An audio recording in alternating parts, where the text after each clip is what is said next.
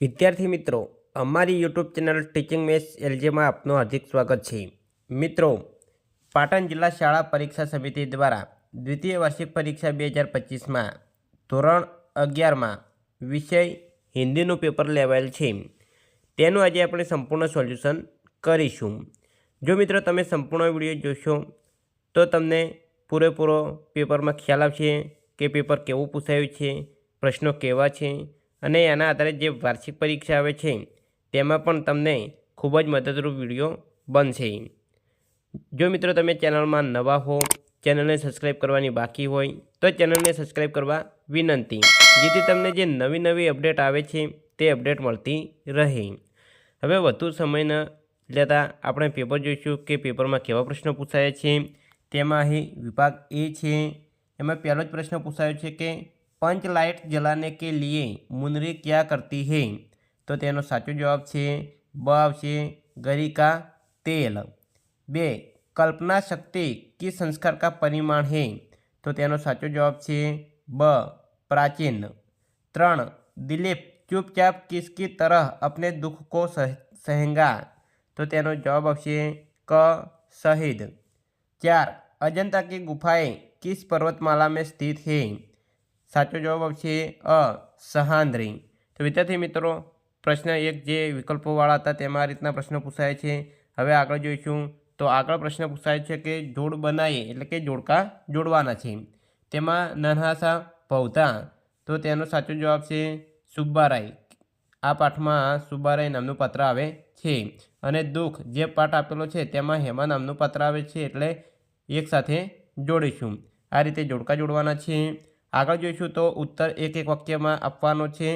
7मो प्रश्न छे अजंता के चित्रों की नकल कहाँ मिलती है? तो जवाब आवशे अजंता के चित्रों की नकल चीन के तुंग हुआंग और श्रीलंका के सिमरिन की पहाड़ी दीवारों पर मिलती है. आगळ 8मो प्रश्न छे अंतिम दिनों में बापू की सेवा कौन करता था? तो जवाब आवशे अंतिम दिनों में बापू की सेवा राजकुमारी अमृत कौर करती थी. आगे जोईशुं कि निम्नलिखित प्रश्नों में से किन्हीं दो के उत्तर 2-3 वाक्यों में लिखिए. 9मो प्रश्न आपेलो छे बाबू ने लड़के की माँ को काम से क्यों हटा दिया? विद्यार्थी मित्रों, आ प्रश्न पाठ 12 जे आपेल छे तेमांथी पूछायेल छे. जो मित्रों संपूर्ण सोल्यूशन मूकीशुं तो विडियो लांबो बनी जशे, एटले के અહીં આ લોંગ પ્રશ્નો જે છે તે કયા પાઠમાંથી પૂછાયેલા છે તે તમને જણાવેલ છે. તેમાંથી તમે તૈયાર કરી શકો છો. આગળ જોઈશું તો 10મો પ્રશ્ન છે गांव की प्रत्येक पंचायत के पास कौन कौन सी चीज़ें थी? आ प्रश्न पाठ 8मांथी पूछायेल छे. 11 लोग एक दूसरे का मुँह क्यों ताकने लगा? आ प्रश्न पाठ 6मांथी पूछायेल छे. हवे आगळ जोईशुं तो निम्नलिखित प्रश्नों में से किन्हीं दो के उत्तर सविस्तार लिखिए, एटले के लॉन्ग प्रश्नों छे. तेमां 12मो प्रश्न छे चंद्रशेखर आजाद के चारित्रिक विशेषताओं पर प्रकाश डालिए. आ प्रश्न पाठ 4मांथी पूछायेल छे. अथवा में प्रश्न पूछायो छे बच्चों द्वारा गाए गए गीत का भावार्थ लिखिए. आ प्रश्न पाठ 14मांथी पूछायेल छे. तो विद्यार्थी मित्रों, आ रीते विभाग ए जे गद्य विभाग आवे छे तेमां प्रश्न पूछायेला छे. हवे आगळ जोईशुं विभाग बी छे ते पद्य विभाग छे, एटले के काव्यमांथी प्रश्न पूछाय छे. तो અહીં विभाग बी आपेल छे. तेमां आपेલું છે કે 13મો प्रश्न छे बाज लोग किसे आशीष देते हैं? तो तेनो साचो जवाब छे क आग को. 14 कवि किस में पलने की बात करता है? तो तेनो साचो जवाब छे ड पीड़ाओ. 15 कवि चंपा को क्या करने के लिए प्रेरित करता है? साचो जवाब छे ब पढ़ने. 16 आप बिना कारण ही क्रोध क्यों कर रहे हैं? यह वाक्य कौन बोलता है? तो आवुं वाक्य लक्ष्मण बोले छे, एटले साचो जवाब छे लक्ष्मण. आगळ जोईशुं तो અહીં जोड़का जोड़वाना छे. तो तेमां आपेલું છે કે जोड़ बनाए तेमां कदम मिलाकर चलना होगा. तो तेना कवि छे अटल बिहारी वाजपेयी, एटले एने 3 साथे जोड़ीशुं. अने पुरानी चीज़ों के पक्ष में तेना कवि छे राजेश जोशी, तो तेने 2 साथे जोड़ीशुं. तो विद्यार्थी मित्रों, आ रीते जोड़का जोड़वाना छे. आगळ અહીં एक एक वाक्यमां उत्तर आपवानो छे. तेमां 19मो सारी बाजियां हारकर बाज लोग कैसे रहते हैं? तो तेनो साचो जवाब आवशे निश्चित और अलमस्त. 20 चंपा किसकी लड़की है? तो जवाब आवशे चंपा चरवा सुंदर की लड़की है. અહીં 2-3 वाक्य में उत्तर दीजिए। તેમાં 21મો પ્રશ્ન આપ્યો છે, રહેમ કિન્હે બડા આદમી કહેતે હૈ। તો આ પ્રશ્ન કાવ્ય 11માંથી પૂછાયેલ છે, તેમાંથી તમારે તૈયાર કરવાનો રહેશે। 23 दुनिया में किस प्रकार के लोग रहते हैं। तो આ પ્રશ્ન કાવ્ય 5માંથી પૂછાયેલ છે। 23 जगत के लोग किस पर जल्दी विश्वास करते हैं। तो जवाब आपसे जगत के लोग झूठी बातें करने वाले पर जल्दी विश्वास करते हैं। આગળ જોઈશું તો અહીં સવિસ્તાર ઉત્તર લખવાના છે, એટલે કે લોંગ પ્રશ્નો છે। તેમાં 24મો પ્રશ્ન છે, કદમ મિલાકર ચલના હોગા કાવ્ય મેં વ્યક્ત રાષ્ટ્રપ્રેમ કા વર્ણન કીजिए। આ પ્રશ્ન કાવ્ય નંબર 13માંથી પૂછાયેલ છે। અહીં 8મો પણ પ્રશ્ન પૂછાયો છે, સંગતિ કા નતીજા कैसा होता है। આ પ્રશ્ન કાવ્ય 11માંથી પૂછાયેલ છે। તો વિદ્યાર્થી મિત્રો, અહીં લોંગ પ્રશ્નો તમને અહીં ચેપ્ટર જણાવેલ છે, તે ચેપ્ટરમાંથી તમારે તૈયાર કરવાના રહેશે। હવે આગળ જોઈશું તો અહીં પદ્ય વિભાગ પૂરો થાય છે। આગળ અહીં આવે છે વ્યાકરણ વિભાગ। તો અહીં વિભાગ સી છે, જે વ્યાકરણ એટલે કે ગ્રામરના પ્રશ્નો પૂછાય છે। તેમાં આગળ જોઈશું તો સમાનાર્થી શબ્દ લખવાનો છે। તો રોશની, તો તેનો સમાનાર્થી શબ્દ થશે પ્રકાશ। વિલોમ એટલે કે વિરુદ્ધાર્થી શબ્દ લખવાનો છે। અસફળતા, તો તેનો વિલોમ એટલે કે વિરુદ્ધાર્થી શબ્દ થશે સફળતા। અહીં પ્રત્યય અલગ કીજીએ, તો સાહિત્યિક, તો એનો પ્રત્યય થશે એક। નિમ્નલિખિત મુહાવરો આપેલો છે, તેનો અર્થ આપી અને વાક્ય બનાવવાનું છે। તો એ પસીના બહાના, તો તેનો અર્થ થશે કડી મહેનત કરના। વિદ્યાર્થી મિત્રો, તમારે કોઈપણ એક વાક્ય બનાવવાનું રહેશે કે મોહનને પરીક્ષા में पहला नंबर लाने के लिए कड़ी मेहनत की, અથવા તો પસીના બહાયા। આ રીતે કોઈપણ એક વાક્ય તમારી રીતે તમે લખી શકો છો। આગળ જોઈશું તો કહાવત કા અર્થ લીખીએ, એટલે કે કહાવતનો અર્થ આપવાનો છે।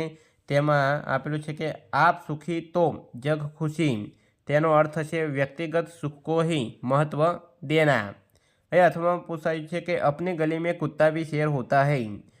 तो એનો કહાવતનો અર્થ લખીશું, अपने परिचित और सुरक्षित स्थान पर आत्मविश्वास और साहस दिखाता है। વિદ્યાર્થી મિત્રો, વિભાગ સી જે વ્યાકરણ વિભાગ છે, તેમાં આ રીતના પ્રશ્નો પૂછાય છે। હવે વિભાગ ડી જોઈશું તો વિભાગ ડીમાં લેખન વિભાગ આવે છે। તેમાં અહીં નિમ્નલિખિત પદાંશ को पढ़कर સસંદર્ભ व्याख्या कीजिए। तो અહીં 30માં આપેલું છે કે શ્રમ जीवन का सार है, श्रम मानव का हार, श्रम करना है गुण, महान श्रम सच्चा व्यवहार। તો એનો સાચો જવાબ અહીં આપેલો છે, તે તમે જોઈ શકો છો।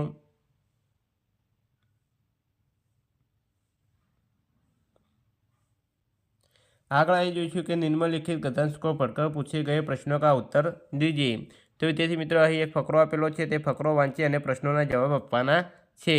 તેમાં અહીં પ્રશ્નો આપેલા છે કે दीर्घायु के बारे में लेखक ने क्या कहा है।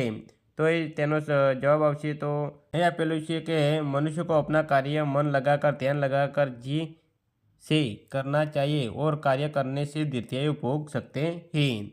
અહીં બીજામાં આપેલું છે કે प्रवृत्ति के बारे में लेखक क्या समझते हैं। तो जवाब આવશે जीवन ही प्रवृत्ति का काम है और जीवन को सरस अर्थपूर्ण और उपयोगी बनाना है तो समझा लो कि प्रवृत्ति जीवन है। आ रीते बीजानो जवाब આવશે। અને ત્રીજામાં આપેલું છે કે निवृत्ति के बारे में लेखक क्या विचारते हैं। तो जवाब આવશે निवृत्ति के बारे में वो विचारते हैं कि निवृत्ति मृत्यु समान है। तो विद्यार्थी મિત્રો, આ રીતે કોઈપણ એક ફકરો આપેલો છે ને એના આધારે તમારે પ્રશ્નોના જવાબ આપવાના હોય છે। તો અહીં આ રીતે પૂરું થાય છે। હવે આગળ જોઈશું તો પત્ર લેખન આવેલ છે। તો આપેલું છે કે પત્ર લીખીએ। તો 34મી અહીં આપેલું છે, એના આધારે તમારે 73 पंचवटी उडेरा रोड बड़ोदरा से मुगरेश चुंडालिया अपने मित्र तपन भांखरिया को अपने स्कूल में मनाए गए वार्षिकोत्सव का वर्णन लिख भेजता है। तो विद्यार्थी मित्रों, आनो पत्र लखवानो छे, जे तमे तमारा शब्दों लखी सको छो। हवे आगळ जोईशुं तो 250 शब्दों में निबंध लखवानो छे।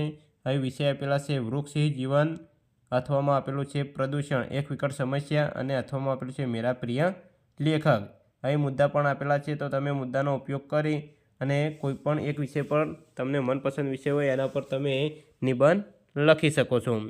તો વિદ્યાર્થી મિત્રો, આ રીતે દ્વિતીય વાર્ષિક પરીક્ષામાં પેપર પૂછાય છે તેનું આપણે સોલ્યુશન કરીશું। જો તમે પૂરેપૂરો વિડીયો જોયો છે તો તમારી જે વાર્ષિક પરીક્ષા આવે છે તેમાં પણ તમને ખૂબ જ મદદરૂપ બનશે।